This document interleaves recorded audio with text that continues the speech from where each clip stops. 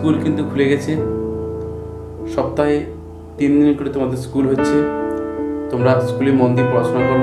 যেহেতু সারা সপ্তাহ তোমরা স্কুলে ক্লাস করতে পারছো না, তার ফলে তোমরা স্টাডিটা কিন্তু অতটা এগিয়ে নিয়ে যেতে পারছো না। ঠিক আছে, আমি তোমাদের সঙ্গে রয়েছি। আমি তোমাদের গত যে ক্লাসগুলো করিয়েছি সেগুলো তোমরা অবশ্যই ভালো করে দেখবে।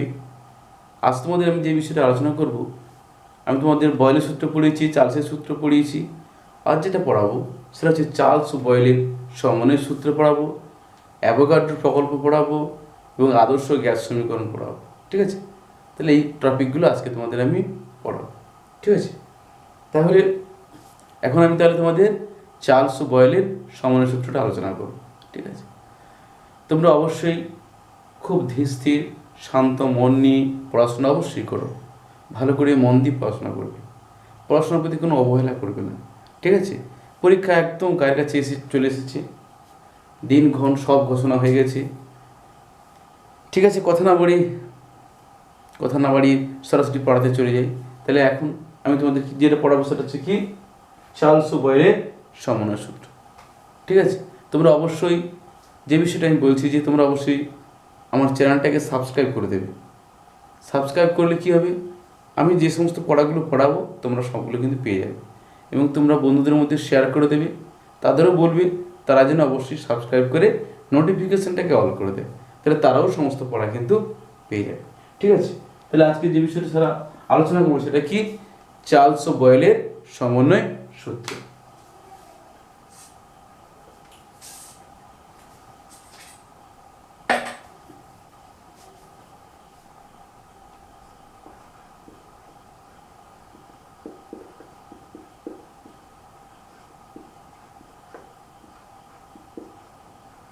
চার্লস ও বয়েলের সমন্বয় সূত্র। চার্লস ও বয়েলের সমন্বয় সূত্র এটা তোমাদের আমি আলোচনা করি। ধরলাম নির্দিষ্ট ভরের একটি গ্যাসে টি চাপে টি উষ্ণতায় আয়তন ভি। তাহলে কি লিখলাম, ধরিলাম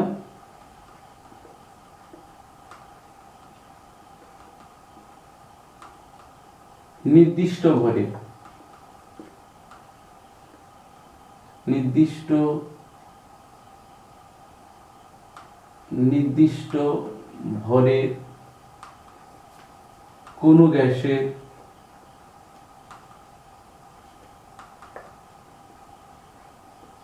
ভরে কোনো গ্যাসের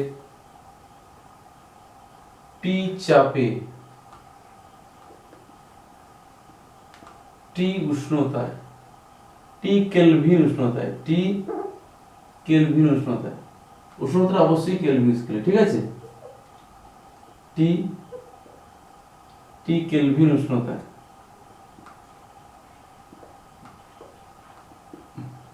টি কেলভিন উষ্ণতায় আয়তন কত, আয়তন ভি। ঠিক আছে, ধরলাম নির্দিষ্ট ভরে কোনো গ্যাসে টি চাপে টি কেলভিন উষ্ণতায় আয়তন ভি। তাহলে প্রথম বয়েলের সূত্রটা পড়েছি, তাহলে বয়েলের সূত্র অনুযায়ী কি হবে, তাহলে বয়েলের সূত্র অনুযায়ী কিসের, তাহলে বয়েলের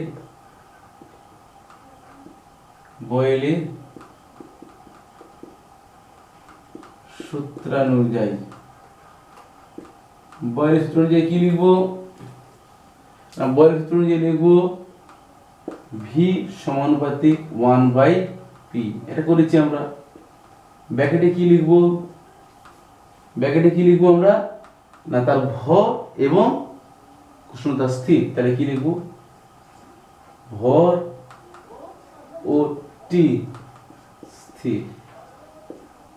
ঠিক আছে, এটা গেল কি বয়েলের সূত্র অনুযায়ী। ঠিক আছে, এবার চার্লসের সূত্র অনুযায়ী, চার্লসের সূত্রানুযায়ী কি লিখবো, ভি সমানুপাতিক টি। এখানে কি স্থির হবে, গ্যাসের ভর ও চাপ পি, গ্যাসের ভর ও চাপ পি দুটো কি হচ্ছে স্থির হয়ে গেল। এবার দেখো, এবার আমি যৌগিক ভেদের নিয়ম অনুযায়ী আছি, মানে দুটো একসঙ্গে করে পাচ্ছি, কি পাচ্ছি না ভির সমানুপাতি। দেখো টি উপরে আছে তাহলে টি লিখবো, পি নিচে আছে পি লিখবো, ঠিক আছে। এটাই ক্যালকুলেশন করলে কি পাবো না ভি সমান কে টি বাই পি। কে এখানে কি হচ্ছে ভেদ ধ্রুবক, কি হচ্ছে এখানে কি ভেদ ধ্রুবক, ঠিক আছে। তাহলে আমি এখান থেকে কি যদি এটা কণাকণিক বজ্রগুণন করে দিই তাহলে কি হবে, তাহলে পি এর সঙ্গে ভি গুণ করলে কত হবে পিভি, তাহলে পিভি সমান কেটি, তাহলে কি পাচ্ছি আমরা পিভি সমান কেটি। দেখো এটা একটা প্রমাণ আমাদের হয়ে গেল। তাহলে পিভি সমান কেটি, অথবা এইটাও আসতে পারে, তখন আমরা কি লিখবো, যদি মানে যদি পি ওয়ান চাপে কি লিখবো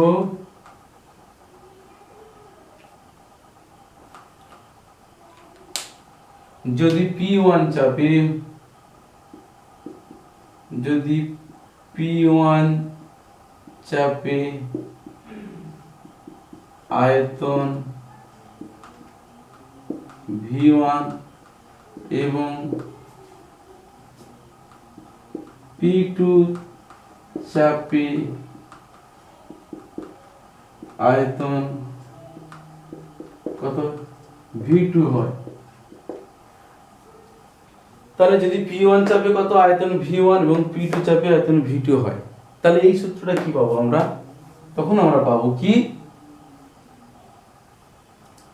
সেক্ষেত্রে আমরা সূত্রটা কি পাবো না P one V one by T one সমান P two V two by T two সমান কি সমান ধ্রুবক। বাট কি লিখবো আমরা, শুধু লিখতে পারি কি লিখতে পারি, অথবা শুধু কি লিখতে পারি না P one V one by T one সমান P two V two by T two, ঠিক আছে। এটা আমরা লিখতে পারি। কি করতে গেলাম এখান থেকে, দেখো দেখো পি ভি এখান থেকে কি পাচ্ছি, দেখো এখান থেকে কি পাচ্ছি, এখান থেকে কি হচ্ছে দেখো পি ভি গুণ করলাম বাই টি সমান কি হবে কে, কত যেহেতু কি পাচ্ছি ভি সমান কে টি বাই পি, তো তাহলে পিটাকে উপরে তোলো, তাহলে কি পি আর পিটা উপরে উঠবে টিটা নিচে নামবে, এইটা তাহলে P one V one T one সমান কে হবে, পি টু ভি টু টি টু সমান কে হবে, P three V three T three সমান কি হবে, হ্যাঁ এখানে P one V one T one সমান কে হবে, পি টু ভি টু টি টু সমান কে হবে, P three V three T three সমান কে হবে, P four V four T four সমান কে হবে, হ্যাঁ দুটো দিয়ে লিখে দিয়েছি, ঠিক আছে, বুঝতে পারছো নিশ্চয়ই, ঠিক আছে। তাহলে তোমাদের যদি চার্লস ও বয়েলের সমানুপাত সূত্র লিখতে বলে তোমরা পি ভি সমান কে টিও লিখতে পারো, অথবা P one V one by T one সমান P two V two by T two এটাও লিখতে পারো। এটাতে তোমাদের কি আসবে, অবশ্যই অঙ্ক আসবে, ঠিক আছে।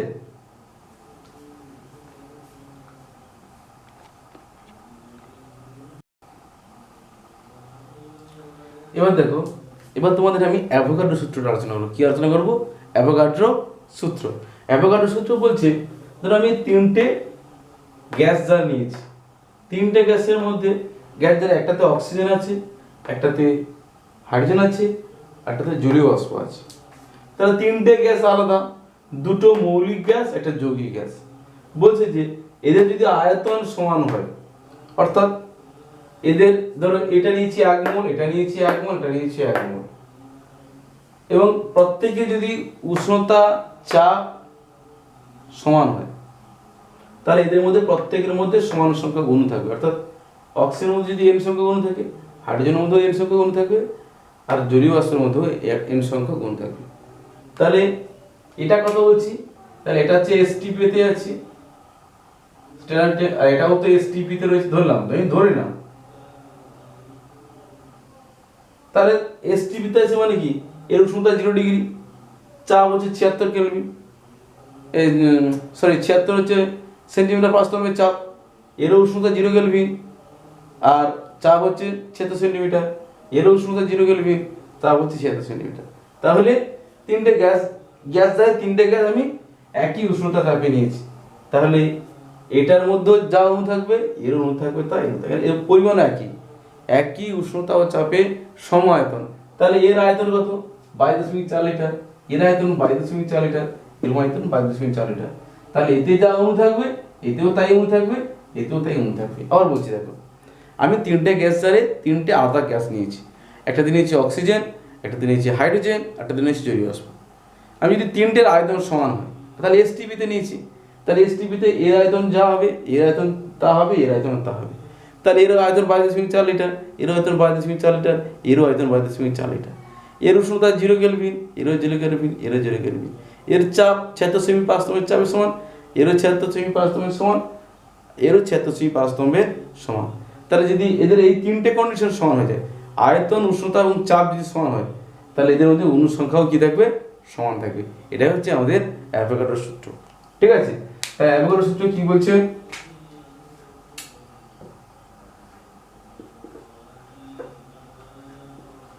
অ্যাভোগাড্রো সূত্র। তো অ্যাভোগাড্রো সূত্র কি বলছে? একই উষ্ণতা ও চাপে, একই উষ্ণতা ও চাপে সম আয়তন। কি বলছে? একই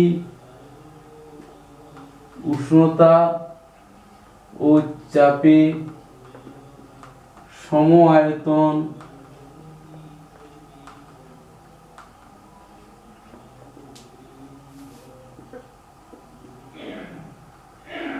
সকল গ্যাসের মধ্যে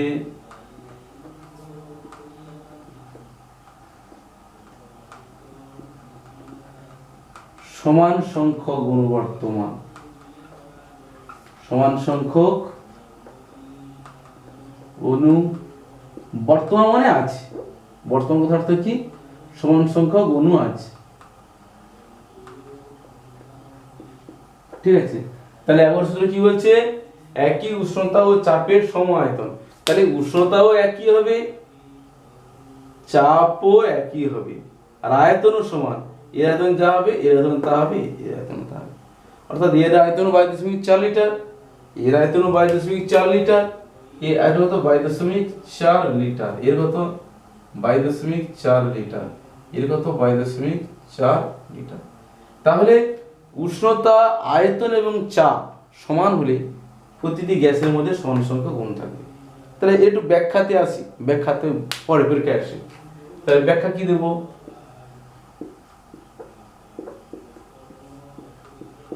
ধরলাম তিনটে গ্যাস জারে এসটিপিতে, ধরলাম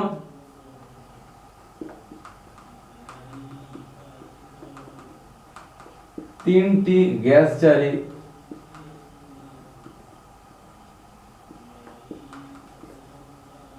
এসটিপিতে O2 H2 মানে O2 মানে কি? অক্সিজেন, H2 মানে হাইড্রোজেন এবং H2 মানে জলীয় বাষ্প নেওয়া হলো। প্রত্যেকের আয়তন, প্রতিটি গ্যাস জারের আয়তন নেওয়া হলো এবং প্রতিটি গ্যাস জারের আয়তন, প্রতিটি গ্যাসের আয়তন কত? 22.4 লিটার। তাহলে অ্যাভোগাড্রো সূত্র অনুযায়ী কি হবে? না এর মধ্যে যা অণু থাকবে এর মধ্যে তাই অণু থাকবে, এর মধ্যে তাই অণু থাকবে। লিখব যে অ্যাভোগাড্রো সূত্র অনুযায়ী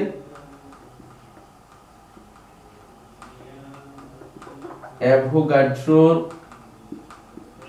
সূত্র অনুযায়ী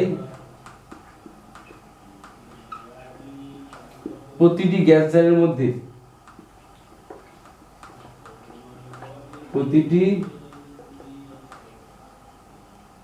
প্রতিটি গ্যাস জারের মধ্যে, প্রতিটি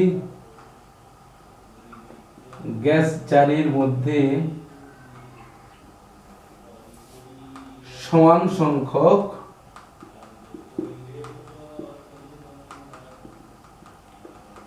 অণু থাকবে, সমান সংখ্যক অণু থাকবে। ঠিক আছে, তার মানে কি লিখবো তাহলে O2 তে অণু আছে কত NT ধরিলাম, তাহলে H2 তে অণু আছে কত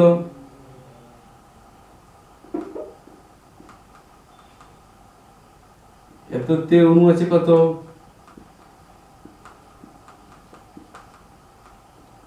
NT, আর H2O তে অণু আছে কত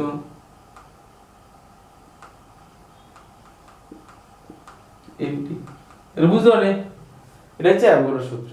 মানে এটাই বল, তোর মূল কথা হচ্ছে এটা, তুমি যতগুলো গ্যাস নাও না সেগুলো মৌলিক হতে পারে, যৌগিক হতে পারে। তাদের যদি উষ্ণতা, আয়তন এবং চাপ সমান থাকে তাদের অনুসংখ্যাও সমান থাকে। আশা করি সবাই বুঝতে পেরেছো।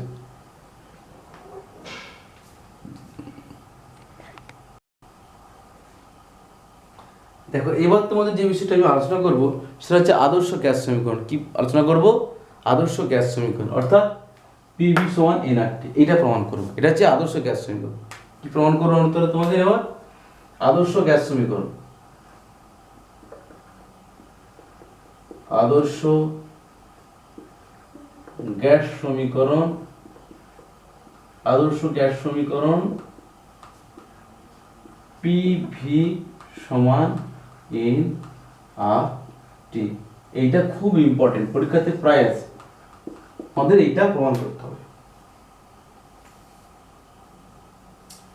তাহলে শুরু করা যাক নাকি? খুব সহজ। এখানে আমরা কি নেব? চার্লসের সূত্র নেব, বয়েলের সূত্র নেব, অ্যাভোগাড্রোর সূত্র নেব। দেখো যখন আমি চার্লস ও বয়েলের সমান সূত্র করেছিলাম তখন চার্লসের সূত্র নিয়েছিলাম আর বয়েলের সূত্র নিয়েছিলাম। যখন আদর্শ গ্যাস সমীকরণ নেব তখন তিনটে সূত্র নেব, প্রথম বয়েলের সূত্র, তারপর চার্লসের সূত্র, তারপর হচ্ছে অ্যাভোগাড্রোর সূত্র। দেখো খুব সহজ। হ্যাঁ, কিলাম ধরি n মোল গ্যাসের P চাপে T কেলভিন উষ্ণতায় আয়তন কত V, আয়তন কত V। প্রথম আসছি বয়েলের সূত্র অনুযায়ী। কোন সূত্র আসছি? বয়েলের সূত্র অনুযায়ী। তাহলে বয়েলের সূত্র অনুযায়ী কি আসবো? বয়েলের সূত্রানুযায়ী কি লিখবো? V সমানুপাতিক 1/P, V সমানুপাতিক 1/P, এটা হচ্ছে বয়েলের সূত্র। তাহলে প্যাকেটে আমি কি লিখবো? তাহলে এখানে কি স্থির থাকবে? তাহলে T উষ্ণতা স্থির থাকবে আর N এটা হচ্ছে স্থির। এবার চার্লসের সূত্র অনুযায়ী, তাহলে চার্লসের সূত্রানুযায়ী V সমানুপাতিক T, ব্র্যাকেটে আমরা এখানে কি লিখবো? চার্লসের সূত্রে চাপ স্থির না, তাহলে P আর গ্যাসের মোল সংখ্যা স্থির। এবার অ্যাভোগাড্রোর সূত্র অনুযায়ী,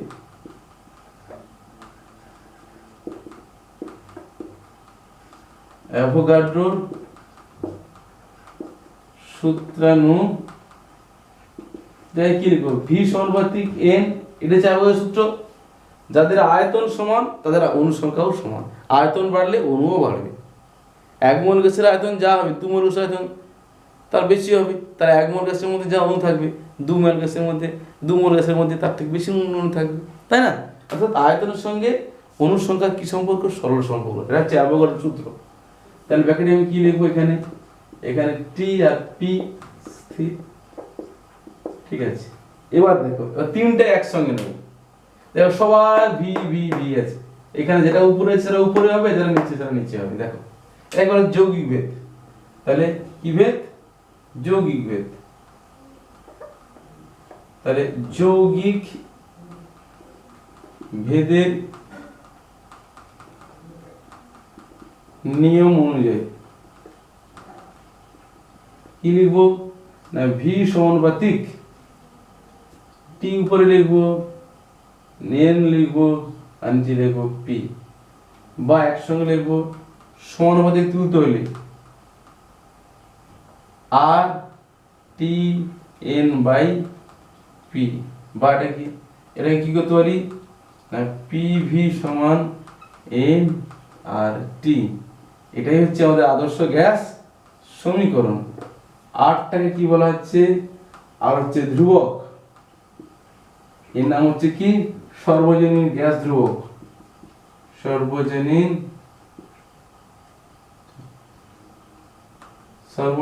গ্যাস ধ্রুবক, সর্বজনীন গ্যাস ধ্রুবক। তাহলে পিভি সমান এনআরটি হয়ে মনে গেল, খুব সহজ। এবার আসছে যে সমস্ত গ্যাস পিভি সমান এনআরটি সমীকরণ মেনে চলে তাদেরকে বলা হচ্ছে আদর্শ গ্যাস, আর যারা মানে না তাদেরকে কি বলে বাস্তব গ্যাস। অ্যাকচুয়ালি বাস্তবে আদর্শ গ্যাস বলে কোনো কিছু নেই, সবই বাস্তব গ্যাস, ঠিক আছে। তাহলে আদর্শ গ্যাস কাকে বলে, যেহেতু আদর্শ গ্যাস সমীকরণ পড়লাম, তাহলে আদর্শ গ্যাস, তাহলে এটা কি সমীকরণ, এটা হচ্ছে আদর্শ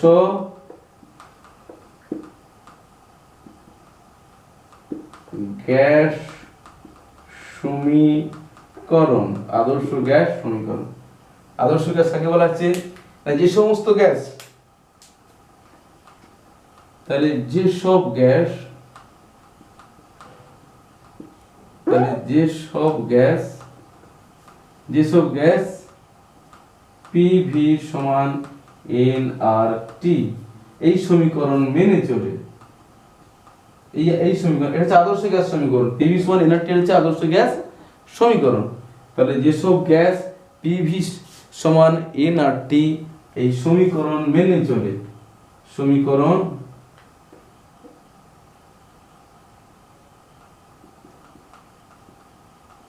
মেনে চলে,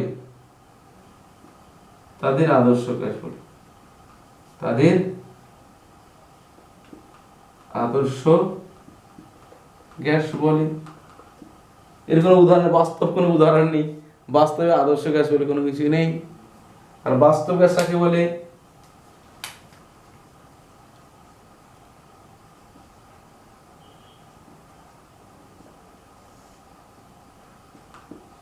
যেসব গ্যাস পিভি সমান এনআরটি সমীকরণ মেনে চলে না, লিখবো যেসব গ্যাস পিভি সমান এন আর টি সমীকরণ মেনে চলে না,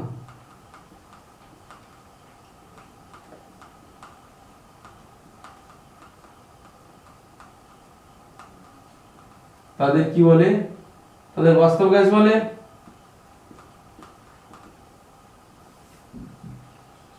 তাদের বাস্তব গ্যাস বলে নাকি, যে সমস্ত গ্যাস পিভি সমান এনআরটি সমীকরণ মেনে চলে না তাদের বাস্তব গ্যাস। বাস্তব গ্যাস কোনটা, হাইড্রোজেন, অক্সিজেন, নাইট্রোজেন, জলীয় বাষ্প, সব এগুলো সব বাস্তব গ্যাস।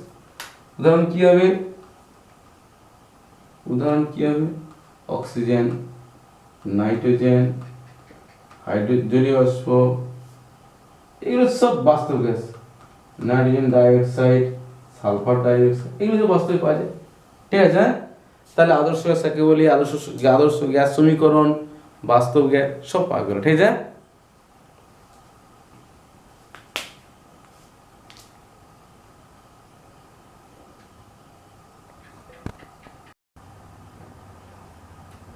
তাহলে দেখো, তাহলে আমরা আদর্শ গ্যাস সমীকরণটা কি পেলাম, পিভি সমান এনআরটি, তাই তো। আমি ওখান থেকে আর এর মানটা নির্ণয় করব, ঠিক আছে, এটা পরীক্ষাতে আসে। তাহলে আমি কি বলবো, যে আর এর মান নির্ণয় করো, সার্বজনীন গ্যাস ধ্রুবক, এই আর এর মান নির্ণয়। আরটা কি, সার্বজনীন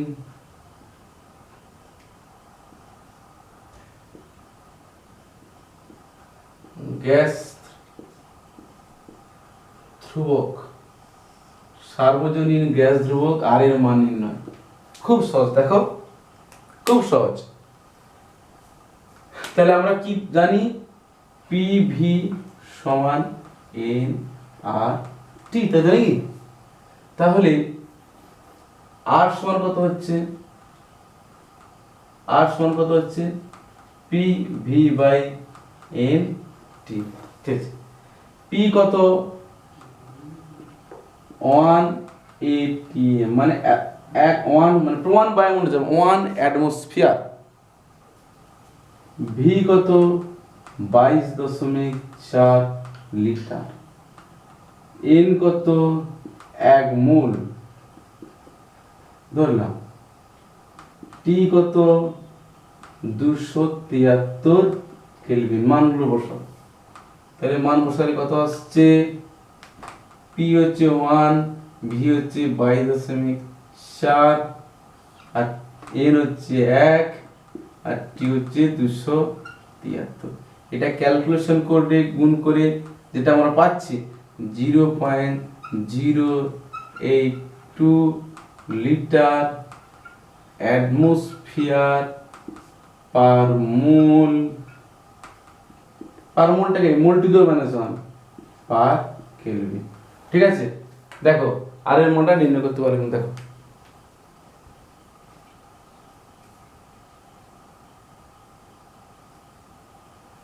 আশা করি তোমরা সবাই বুঝতে পেরেছো, তাই তো?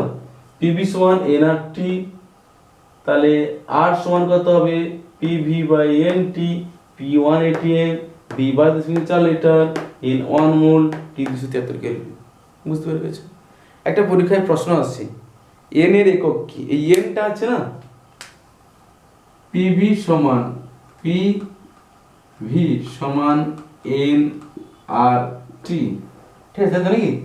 তোমাকে বলি এই এন এর একক লেখো, পরীক্ষায় খুব আসছে। তাহলে আমরা কি জানি, কিভাবে লিখবো দেখো।